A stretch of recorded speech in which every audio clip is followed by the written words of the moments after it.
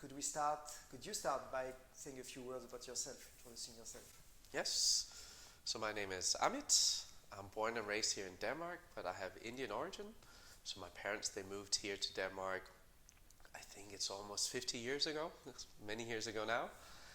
And have a degree from DTU, but supplemented it with some financial degrees at CBS as well, before I joined the Executive MBA program, where I met you and Berit as well for some of the courses.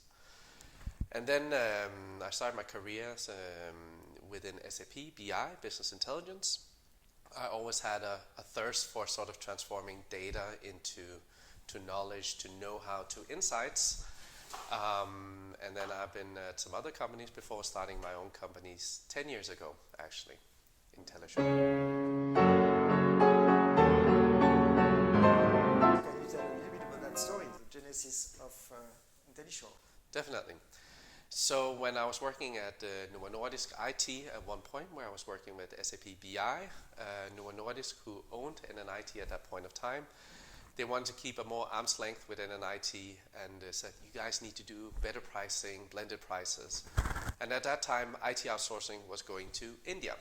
So being Indian origin, I think NNIT saw maybe a match to send me to India to find an appropriate partner that we could partner up with to offer some better pricing. And I helped build up that offshore development center.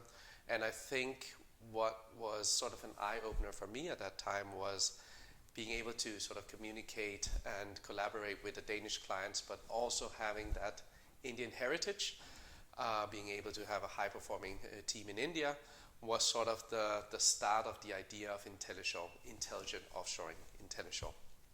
Now, the initial thought of Intellishore bridging the gap between geographical areas really quickly pivoted into being a company that bridges the gap between strategy and technology, between business and IT, between people and data. So we were two people who started up Intellishore, and it was actually a part of the Executive MBA program where I wrote my business case. There was a competition, I remember, from I think it was KMD and NNIT and Dong at that time, which is now known as Ørsted, and Computer World, where you could sort of write a business case. And I ended up being lucky and good enough to win the whole student fee, and that was sort of the beginning of Intellishore and focusing all my tasks, whether it was innovation, leadership, strategy, you name it, was focusing on Intellishore. Can you explain a little bit how that pivot happened from the initial focus, the initial idea you had as an entrepreneur, and that bridging between strategy and technology that is now the main business? Yes. And I think important factor to the story, my co-founder as well is also Danish-Indian, and we own the company 50% each, where he comes more from the management consulting side. He'd been at Copenhagen Consulting Company, which was then Quartz & Co., which is now part of Bain & Co., really strong in management consulting, strategy execution, change management. I came a little bit more from the techie side, the BI, business intelligence, and transforming data into insights and commercializing that. So we really quickly saw that instead of having a lot of people sitting in India, the discussion with the clients quickly became around cost. Okay, so you guys are doing something for a cheaper cost.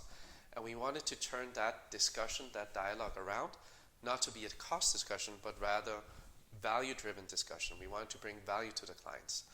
So we really quickly pivoted, saying we should not just be doing IT outsourcing between Denmark and India. Let's bridge the gap on our competencies. And the first task we had was actually at the Maersk Oil and Gas, where we had to do a BI strategy. And there we sort of had the collective competencies between the two of us, my technical in-depth and commercial skills, but also Sonu's skills, my co-partner's name, skills in sort of presenting it to a leadership team. That's where we saw we did this BI strategy, that the narrative is actually the important aspect. And so we were building on that, doing more of the strategy, but on a technical foundation. Okay, and then Intellishore was born and has grown to what it is today. Exactly. So Intellishore, the first 4 years, and we just had our 10-year anniversary, 1st of April, without being an April's Fool, here in 23. The first many years, it was just Sono and I. We were just doing our own projects and having fun. That was before marriage and kids and everything. But then there was a higher demand on our services. We were getting also a little bit more crisp on what we actually had to offer to the market. We had some good references, customer references in place. And then really quickly, we actually doubled in size almost every year the past 4 or 5 years. So today, Intellishore is a data analytics consultancy. We're working with major clients, and we have 60 people at the moment in Intellishore.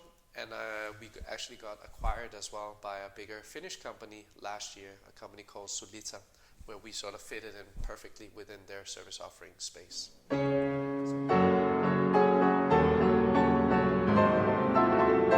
you speak a little bit about the culture that you have at Intellishore? People is the most important asset, and I really don't like the word asset, but they are the building blocks of the company. Without the people, nothing. I mean, Intellishore wouldn't have obtained the success that we've had. And I think we made it very clear from the very beginning, Sono and myself, my co-founders, that we've both been in consultancies. We've both seen the good sides in larger corporations, but maybe also, the downsides as well, everything being very corporate and very formal. So we wanted to make sure that we have enough structure so people could see their growth journey in Intellishore, but still have an informal culture that we actually do feel like a family. So we are probably not as formal in our leadership.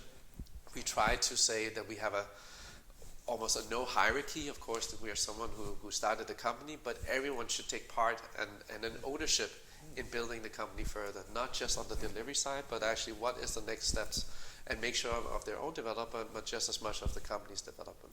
So some of the values that we operate with in Intellishore is we're saying we are passionate. And passionate, and it's not just values that we have written on the wall. We need to live it. We need to be true to it. And I think, again, here some of the Indian heritage comes into play. But being passionate, people should be able to feel it, whether it's clients or new people, seeking to join the Intellishore journey, or vendors or anyone else. They should feel that we're passionate in everything we do.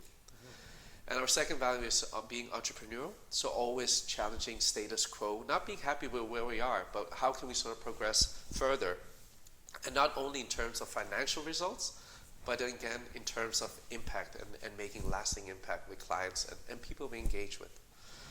Our third value is what we say is the ability to create relations. And I think that's very important as well. I mean, we have so many friends and network and contacts within the house, not necessarily the ones we're doing business with, but because they like to come, they like to hang around with us, and we like, having them around. One example is we have some people who come in to get a karma thread. I'm wearing one right now, and again, a part of the Indian culture is, well, it brings luck. So we have people coming in before they have a major organizational change in their organization. They come in, oh, could I get some karma thread? Because I think there's a psychological effect as well to it now. So we have lots of people coming and getting a karma thread, and even our people are having one on, and it's not something that we're sort of instructing. It's it just became a thing. And our last value is, creating results. As a professional company, of course, we want to create results, measurable, tangible results for our clients, and what we also say, a lasting impact. But just maybe a few more words around the culture is, it is very loose, and I think we have quite an energetic place. You've been a part of one of our summer parties yourself, and it is sort of informal and a nice place to be. I always say, you need to be more energized when you leave the office than when you arrive the office. I think that's very important for us.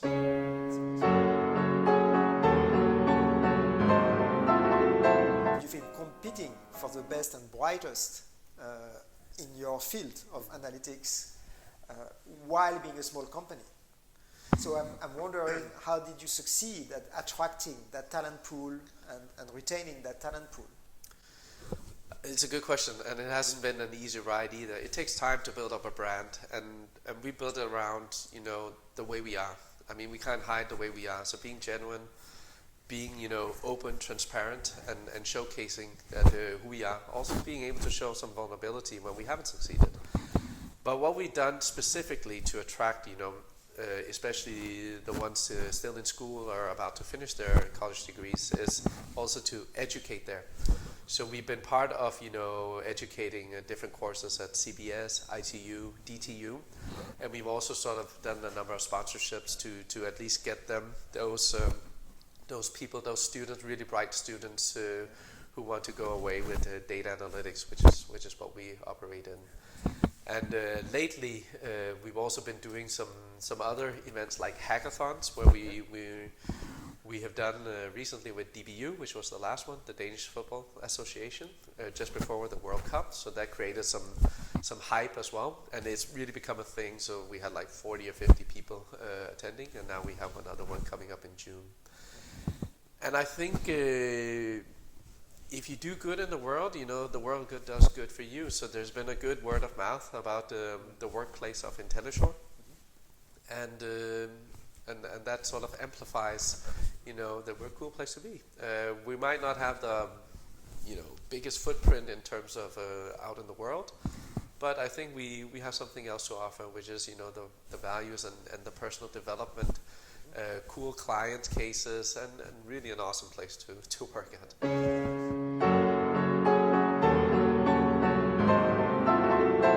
Well, in 2023, the world is exploding in complexity, in challenges everywhere.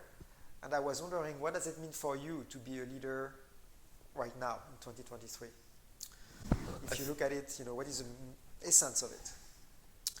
I think being a leader this year, because there is a lot of turmoil going out also in the world. We have, we've been exposed to first Corona, then came the climate crisis, then the inflation and energy crisis. Now we have had war in Ukraine as well for the past 1 year. So there are definitely some market, geographical tendencies we need to take into account, but just as much, in our organization as well.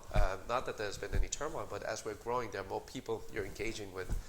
And for me personally, becoming I'm also growing as a leader. There's still a lot of things that I need to learn, and I don't think there's like one fixed definition of, being a leader. Someone might be stronger commercially, someone might be stronger, people leading, someone might be stronger in the delivery, and it's around balancing and being honest and true to yourself. What are you really good at, and what can I sort of give further to my colleagues who are maybe better in some of those aspects of what we call leadership. So I think I've learned a lot about myself the past few years, and luckily I have a really strong team to also help me on the journey that I am on. And so I think what I've learned the most is that leadership doesn't come in one form. I think that, and it's not only residing on my shoulders, there's actually a collective source, and that can be very powerful if used in the right way.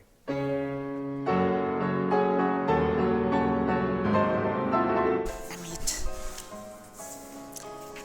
talking about 2023 and a lot of variety and challenges, from a personal perspective, what has been the most challenging doing leadership in these days?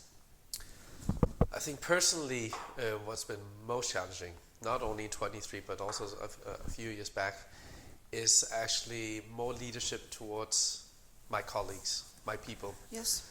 So, I mean, I think it's hard when you have the tough discussions, and when everything's going well, it's easy to be a leader, so to say. But when you need to take the tough discussions, such as if someone is not performing well, or if we've had a project that could have gone better, or if you're in a salary negotiation regulation, and you can see sort of it's not living up to their expectation, that is difficult. That is difficult, and also. Looking, self, could I have done anything better? Have I failed some places? And probably I have. So those sort of epiphanies, those have been crucial for me in my leadership as well. And again, as I also said before, I'm still learning. I'm a fairly young leader. Now, heading up with someone else, 60 people. It's quite a size now. And also sort of we have our acquisitioner, Solita, our mother company now, where I'm also taking part of that leadership team. So now having 40 other co-leaders as well. But I think the most difficult part or challenge is taking the tough talks with the colleagues, because we are so close. We're like a family, and it's always difficult if you disappoint your family sometimes. Yeah, it proves that you are relational. It's all about relations. Exactly. You use one of our values. Exactly. Yeah, you use the word family when you describe your company. If you could cut out one leadership activity of free choice and delegate it to somebody else, what would you cut out? I mean, what we just did now, or in the transition of doing, is actually the annual salary sort of adjustments. So before we had sort of a one-to-one with each and every one in the beginning of the year. So like, how has the year gone? This is your bonus. This is your new salary.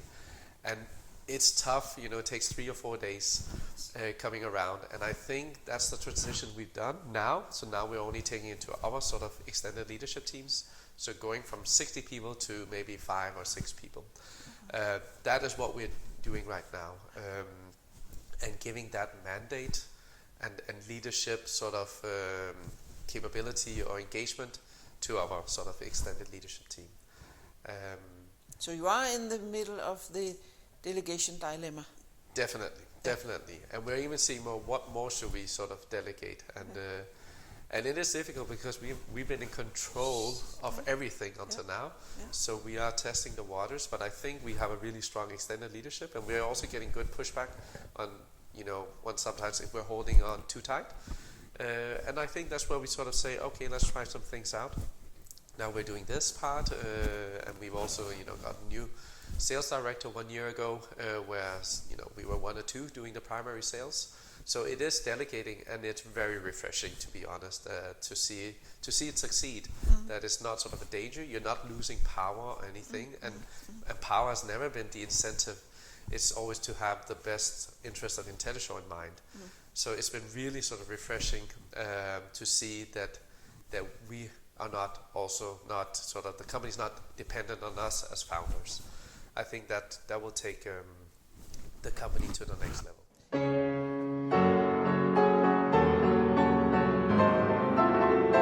How come you are so successful? To give you one answer, I think it's my opportunistic nature. I believe in good things in the world. I believe, again, coming back with the karma band, that I always say use karma as your compass. If you do good in the world will do good for you. So when you use the word opportunistic, is it also being flexible, being open-minded? Yes, definitely. Yeah. I mean, as I also said, we started a company wanting to bridge the gap between Denmark and India, but saying, this probably doesn't work, but let's maybe focus on some other. So being flexible, being able to pivot to another business domain, and then trying that out and seeing if you can get success. That has definitely given us some success during the way. But again, it's the people who have driven the success. So we've been lucky enough to attract the right people for the journey. And then I think we might have been the spark that ignited the whole thing to what it is today. So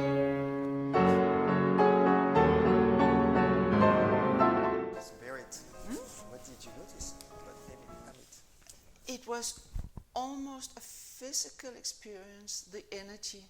It flows to you when you sit and listen to it. This passion and energy, that's a very strong impression. But also how much people and relationships are, as he said, building. He said, use the word building block, and he used the word families several times. Being very relational, but at the same time result-oriented and ambitious. So he's balancing.